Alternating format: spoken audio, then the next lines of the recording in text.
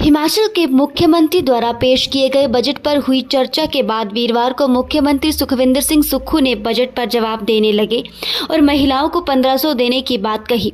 इस पर विपक्ष भड़क गया और हंगामा शुरू कर दिया और विपक्ष ने कांग्रेस सरकार द्वारा महिलाओं का अपमान करने और झूठ बोलने के आरोप लगाए। विपक्ष काफी देर तक सदन में नारेबाजी करते रहे और सदन से वॉकआउट कर बाहर आकर नारेबाजी की। विपक्ष ने कांग्रेस सरकार से प्रदेश की महिलाओं से माफी मांगने की मांग की। नेता प्रतिपक्ष जयराम ठाकुर ने कहा कि मुख्यमंत्री ने बजट प्रस्तुत किया और विपक्ष ने बजट की चर्चा में भी हिस्सा लिया। मुख्यमंत्री ने बजट में अपनी विशेषताओं का जिक्र भी किया और अब बार बार ये बोल रहे हैं कि प्रदेश की आर्थिक स्थिति ठीक नहीं है। उन्हें ये उस समय सोचना था जब उन्होंने चुनावों के समय पर प्रदेश की जनता के साथ वादे किए और गारंटियां दी। उन्होंने कहा कि मुख्यमंत्री सुखविंदर सिंह सुक्खू ने सदन में झूठ बोलने की सारी हदें पार कर ली हैं। कांग्रेस सरकार प्रदेश की महिलाओं को गुमराह करने का काम कर रही है और उनका अपमानित किया जा रहा है, जिसे किसी भी सूरत में बर्दाश्त नहीं किया जाएगा। इसलिए कांग्रेस महिलाओं से माफी मांगे। उन्होंने कहा कि मुख्यमंत्री सुखविंदर सिंह सुक्खू सदन के अंदर झूठ पर झूठ बोलते जा रहे हैं, जिसको देखते हुए सदन से वॉकआउट किया गया है।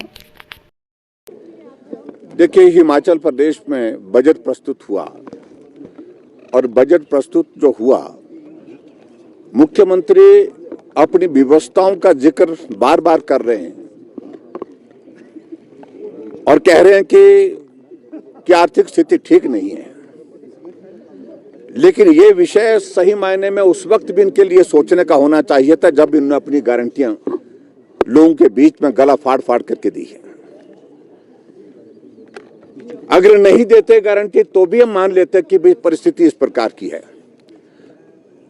लेकिन वर्तमान मुख्यमंत्री जी ने झूठ की सारी सीमाएं लांघ दी है और आज ये परिस्थिति जो आप देख रहे हैं, हम सदन में पूरा बजट की चर्चा में विपक्ष ने हिस्सा लिया, बढ़ चढ़ करके हिस्सा लिया और अध्यक्ष महोदय जी ने हमको बोलने का अवसर भी दिया। हम एक ही बात को लेकर के बार बार इस सदन के अंदर अपनी बात कहते हुए कर रहे थे कि जब आर्थिक स्थिति आपकी खराब है, आप सीपीएस बनाए जा रहे हैं, चेयरमैन कैबिनेट रैंक के साथ बनाए जा रहे हैं, बहुत सारी चीजें आप किए जा रहे हैं और लेकिन उसके बावजूद जो गारंटी वाली बात, जिसमें ओपीएस की बात कही थी, ओपीएस के बारे में तो उन्होंने कहा कि क्योंकि अभी उसके बारे में आगे क्या होना है वो आगे सारी बात स्पष्ट होनी है अभी।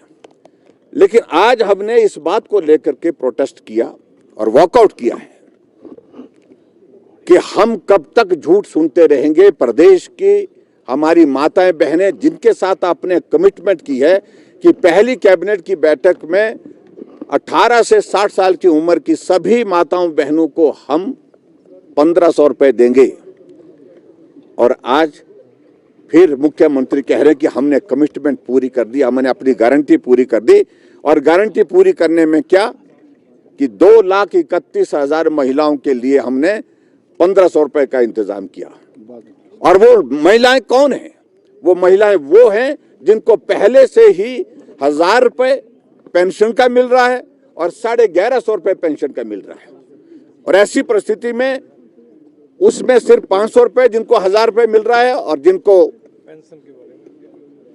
1150 मिल रहा है उनको 350 रुपए डाल करके अपनी गारंटी को पूरा करने की ये बात कह रहे हैं। ये बर्दाश्त नहीं है, ये बर्दाश्त के योग्य नहीं है। महिलाओं के साथ किया वादा, हम कह रहे थे कि आप झूठ मत बोलिए, आप माफी मांगिए, आप कह रहे हैं कि आप कह दीजिए कि हम पूरा नहीं कर सकते, हमारी आर्थिक स्थिति ऐसी नहीं है।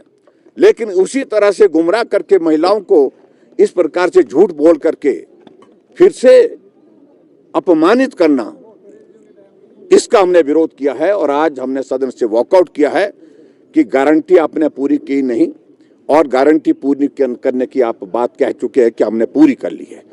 और इसलिए ये झूठ, बार बार झूठ, हर बात पर झूठ और इतना झूठ जो इस विधानसभा के जब से बनी है, मुझे लगता कि किसी मुख्यमंत्री ने कभी बोला होगा जितना झूठ वर्तमान मुख्यमंत्री बोल रहे हैं।